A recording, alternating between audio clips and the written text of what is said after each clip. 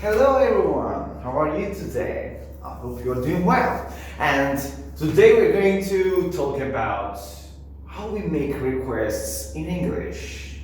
Evet, bugün İngilizce'de nasıl ricalarda bulunuruz ve aynı zamanda nasıl izin isteriz ondan bahsedeceğiz. Evet, how we make requests and ask for permission in English.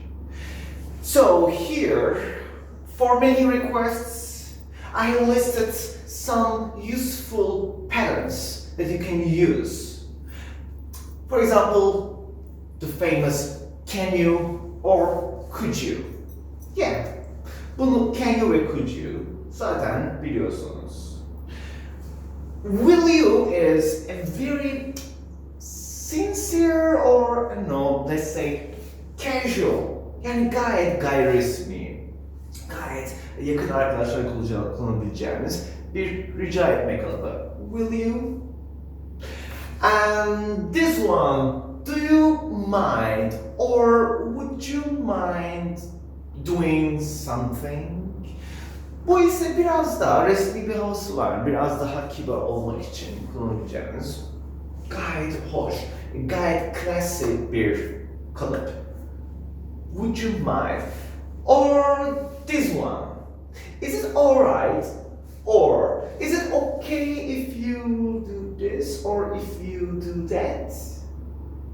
So these two actually mean something like yaparsan hani sorun olmaz umarım. Yapmanın bir sakıncası olur mu? So yes, so if you wanted to translate this into Turkish, yeah, you would use something like bir sakıncası olur mu? And so let's have a look at these examples here. The first one is pretty simple. We say, can you open the lid of this jar? And optionally, you can say, can you open the lid of this jar, please? Then you can always add please to add some politeness to your requests. Yani açar mısın kavanozun kapağını? It's stuck. Or next one. Could you come over here for a second? Please. Yes, could you come over here for a second? Gayet açık. Buraya gelebilir misin? Bir saniye. And will you pass the salt, please?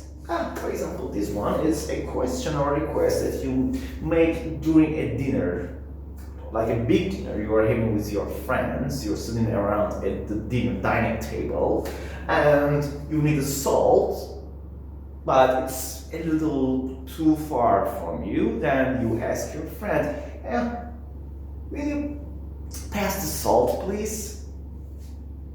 Yani tuzu uzatır mısın? Next one is, do you mind? Bu biraz daha resmi demesek de biraz daha kibar, biraz daha ağdalı bir havası var diyebiliriz. Do you mind helping me with the sixth question? And this one is like, okay, bir sakıncası yoksa bana 6. soruda yardımcı olur musun? So this guy is, probably having some difficulties answering the 6th question, so he needs some help. And the last one here, so is it alright? Or is it okay if you give me another week? Give me another week. This one is kind of weird. So it basically means, okay, for example, your teacher, your professor has asked you to finish a project. But you've been working on this project for a while, but you don't seem to finish on time. So what do you say? Is it okay if you give me another week? Bir sakıncası yoksa, eğer okeyse bir hafta daha verir misiniz bana? It's okay if you give me another week. Okay, and now let's talk about asking for permission. So we start with some very basic, very A1 level phrases. Can I use the bathroom? Yes, sure, of course. So this is a question you can ask your friends if you are guests in their house. And this one, could I possibly use your dictionary? Ah, okay, this is something you may ask your friends in the class. For example, you don't know the meaning of a certain word and you need a dictionary to find out the meaning. And you say, could I possibly? So possibly eğer mümkünse. So I put it in the parentheses because it's something optional. Just like please. Could I possibly use your dictionary, please?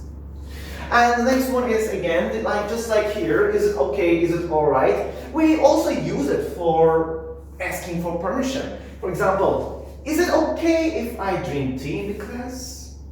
Oh yeah, for example, you're a new student in the class and you love tea. And you can't understand the lesson without drinking tea. But you don't know whether your teacher will be okay if you drink tea in the class. And you ask this question, okay, sir, is it okay if I drink tea in the class? Then they will say, oh, okay, go ahead, please, no problem. Or, oh, I am sorry, we don't drink anything. We don't drink or eat anything in the class. You need to wait for the break time.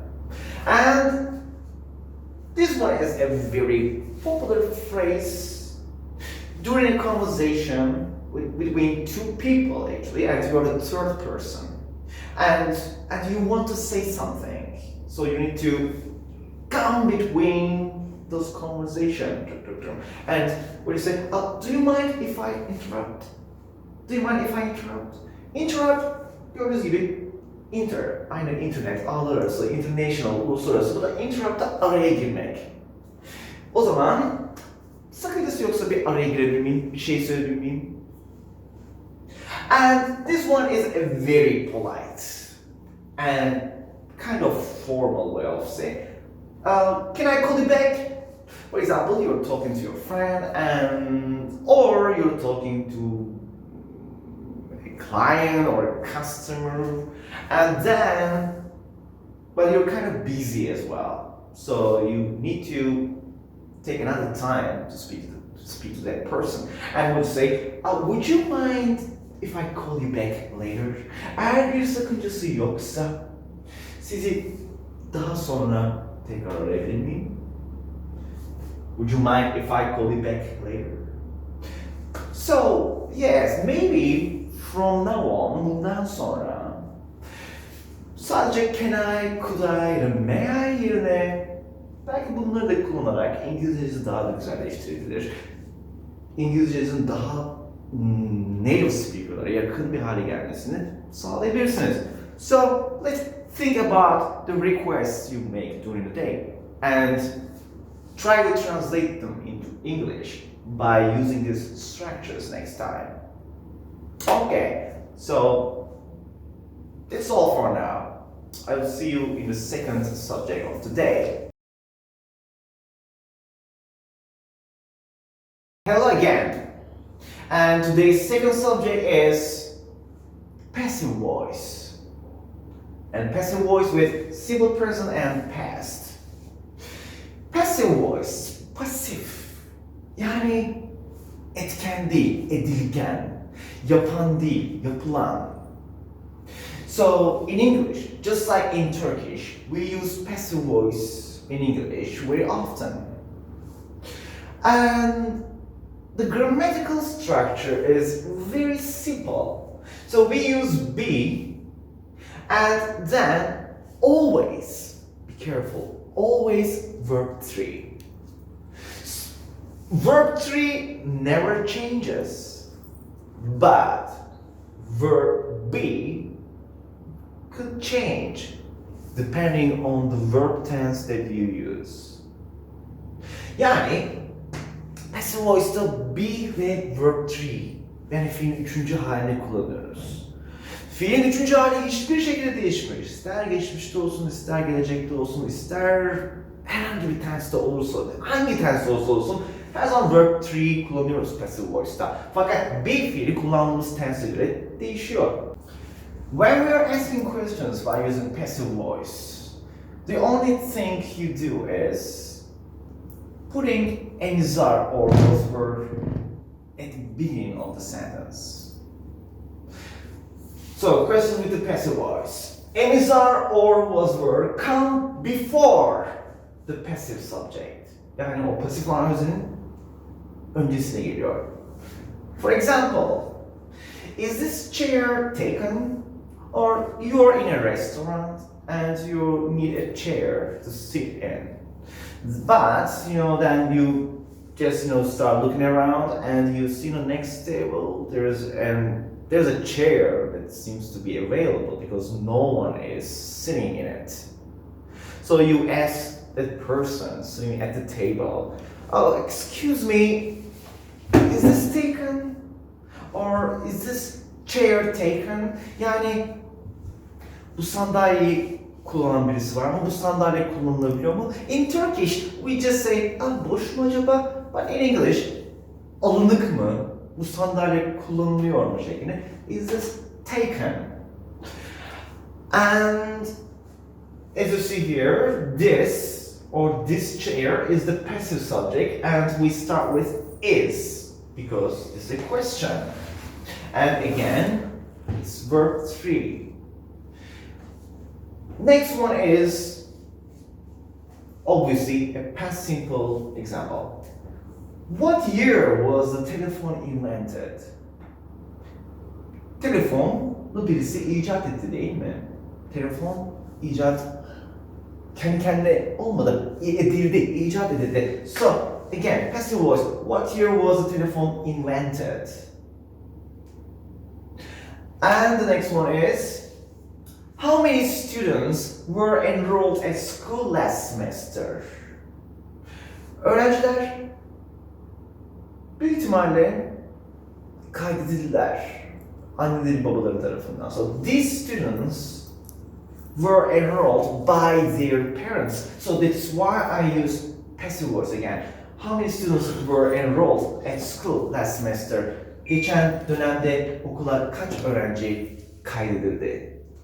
So, this is how we use passive voice in present simple and past tense, and we also use with questions like, is this taken? What year was the implement? And so on. Okay, so this is all for now. I will see you in the next class.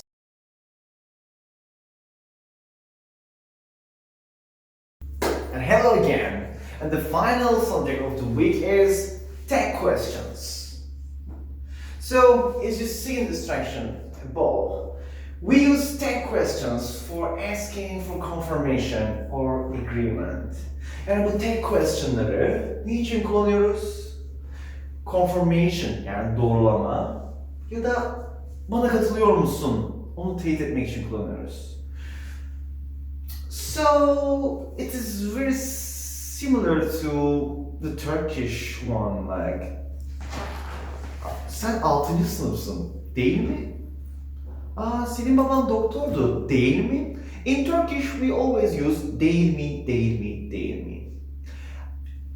Actually, in English, we use right. For example, your dad is a doctor, right? Or you're a 6th grader, right? Or you're in high school, right?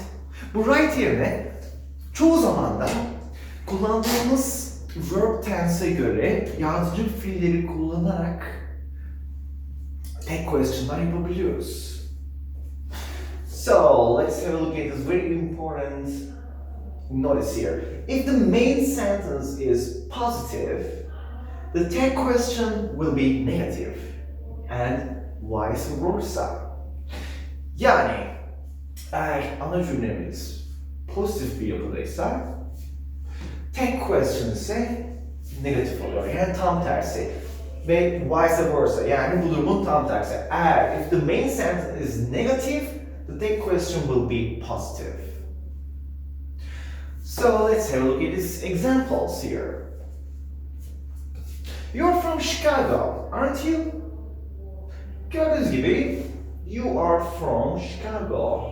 Are yardımcı fiil kullanarak yapılmış tipik bir present simple cümlesi ve değil mi? You're from Chicago, aren't you? Gördüğünüz gibi are tek question'da aren't şekli gelmiş. Next one. She lives in Tokyo, doesn't she? Gördüğünüz gibi bu present simple'da kurulmuş başka bir cümle ve burada herhangi bir yardımcı fiil yok ama aslında present simple ve action verb kullandığımız bir present simple'ın yardımcı fiili üçüncü tekillerde does, negatiflerde doesn't ve o yüzden tek question'da doesn't kullandım. She lives in Tokyo, doesn't she? And this one, you don't like coffee, do you? Sen kahve sevmezsin, değil mi? Do you? Sever misin yoksa? She went to the party, didn't she? And here we have a past simple sentence with an action word, go. She went to the party. And of course the negative form is didn't. She went to the party, didn't she? Mesela bu cümle şöyle olsaydı, o partiye gitmedi, gitti mi yoksa?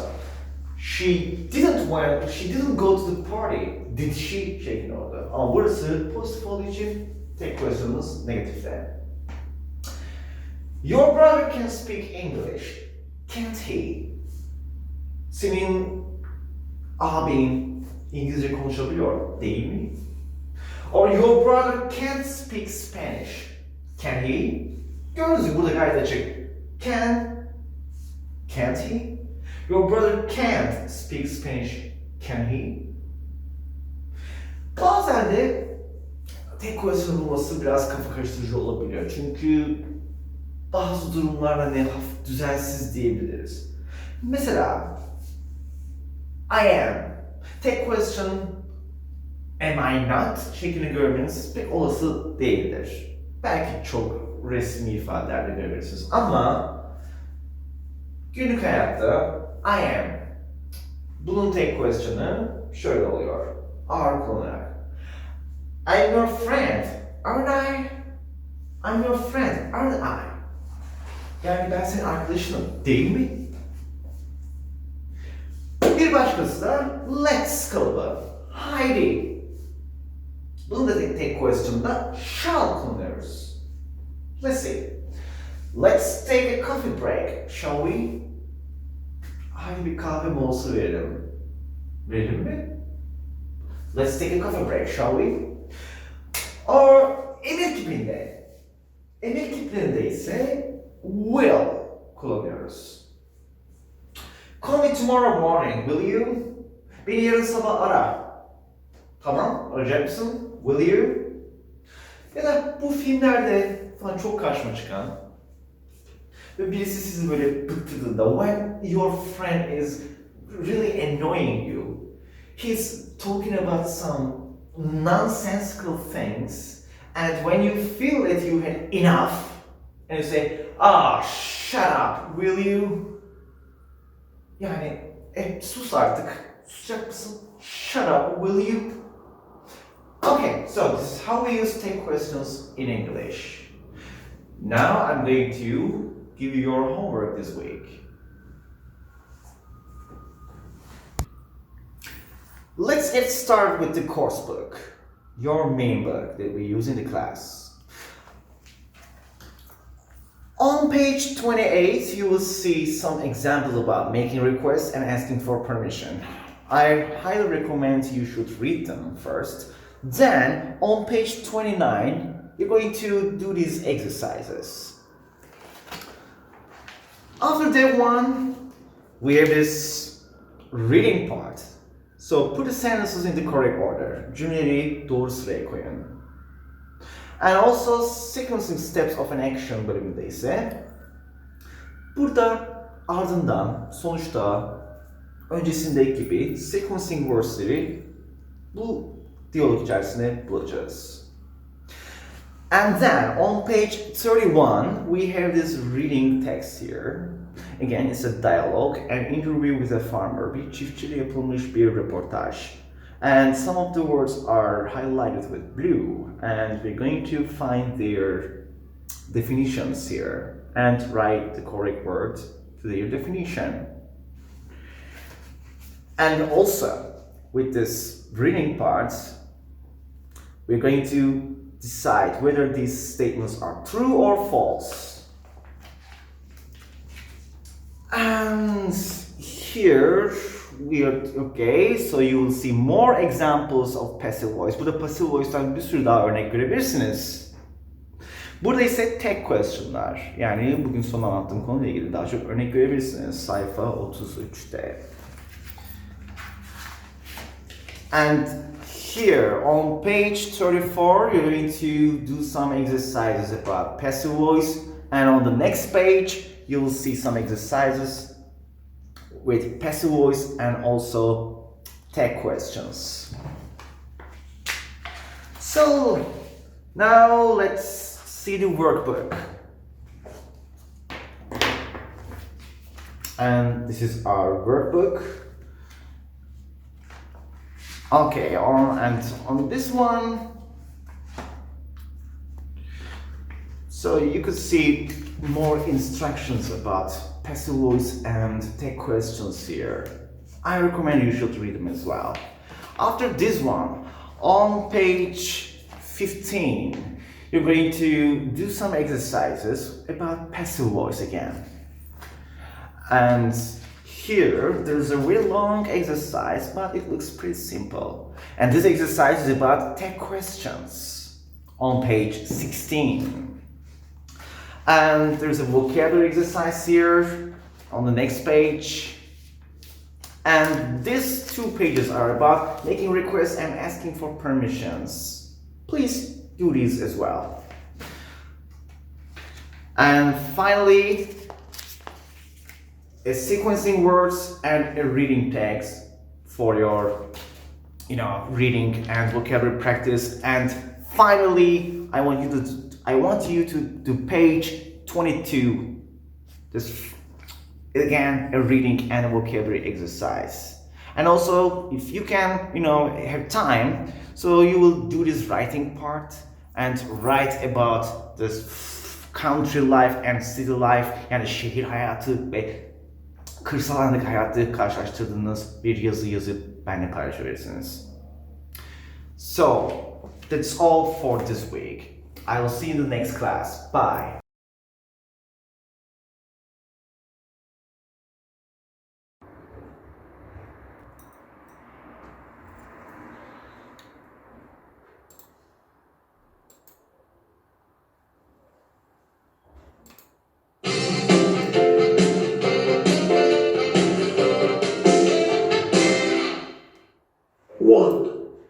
Countryside.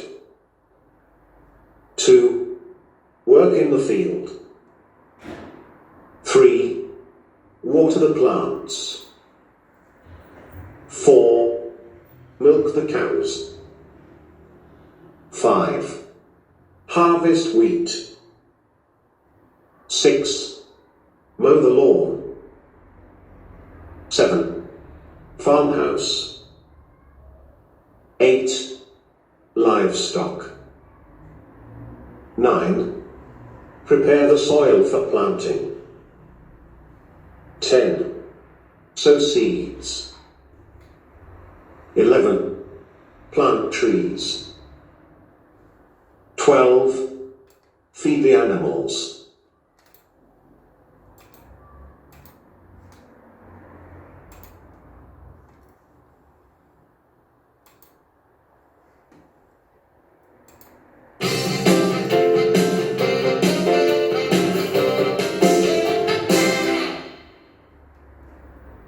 So, finally you're back from your trip to the countryside, Allison. Yeah, Andy, it was fabulous. I had a great time. You went to visit your uncle, didn't you? Yes, my uncle lives in a small village high in the hills. He's been a farmer for a very long time, and he likes country life very much. Didn't you get bored when you were there, Allison? I mean, the life in the country is quite different from our life in the city. You're right, Andy. It's different, but not so boring. It's so nice to be in nature. Everywhere is green. The air is so fresh and not polluted as in the city. There aren't so many people or cars in the country. I mean, it's a lovely place to relax and switch off your mind, just you and nature. I see. How did you spend your time then? I usually help my uncle with the work on the farm. such as feeding the animals, watering the plants, sowing the seeds, taking care of the field, milking the cows, and so on. It was a great experience for me. You're absolutely right, Allison. I think I should spend some time in the countryside like you.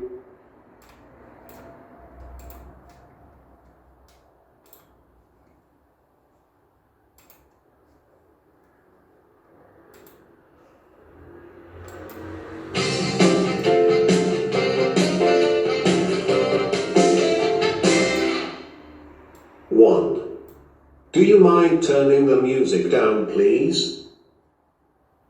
2. Would it be alright if I brought another friend to the party? 3. May I have another piece of cake, please? 4. Could I borrow your phone because my battery is dead? 5. Is it alright if I smoke in this room? 6. Do you mind if I have the menu? 7. Would you like to go out for a drink tonight? 8. Ella, would you mind helping me with the housework, please? 9. Would you mind if I had some more juice? 10. Can you post this letter for me? 11. Could I have Timmy over for a sleepover?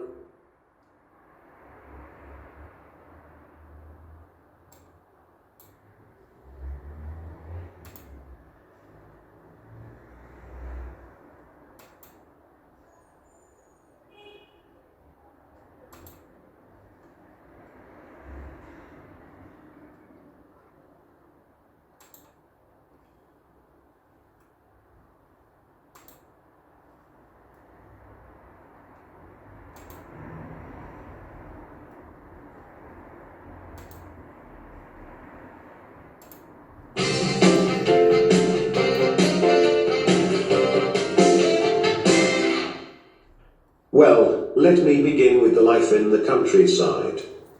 The first point I'd like to mention is that life in the countryside often moves more slowly than in the city. It's often more relaxed and less stressful, so that's one benefit to country life, and another advantage is less pollution and also less noise. That pollution is generally air pollution. The country is less polluted because there's less industry, less traffic, and less building work than in a city, and therefore it's considered healthier to live in the countryside. This really is a positive point. Another plus point to life in the countryside is stronger communities. What does that mean exactly? Well, in the countryside people often live in a town for their whole life, and families live in the town generation after generation. This means they know each other very well. Therefore, community is quite close and neighbours have a good relationship with each other. The next advantage is that in the countryside the houses are cheaper than in a city. This means that they can have bigger houses and bigger gardens. Also, life is cheaper in general in the countryside compared to city life. Now, let me talk about the life in the city. Maybe you prefer living in the city. The first advantage is there are more facilities in the city than in the country. Facilities are things like better restaurants, cafes, sports centres, more leisure centres, hospitals, libraries. There are more things that you can do. There are cinemas, theatres, opera houses, shopping malls. The next advantage is that there are more opportunities for people in the city. For example, it's easier to find a job and there are more jobs available in the city. Moreover, in the city public transport is better. There are more buses, trains and underground. It's easier to get from one place to another in the city. And the last advantage is that there is better education in the city than in the countryside. Nearly all universities are in cities, and the schools in cities have better technology for their students.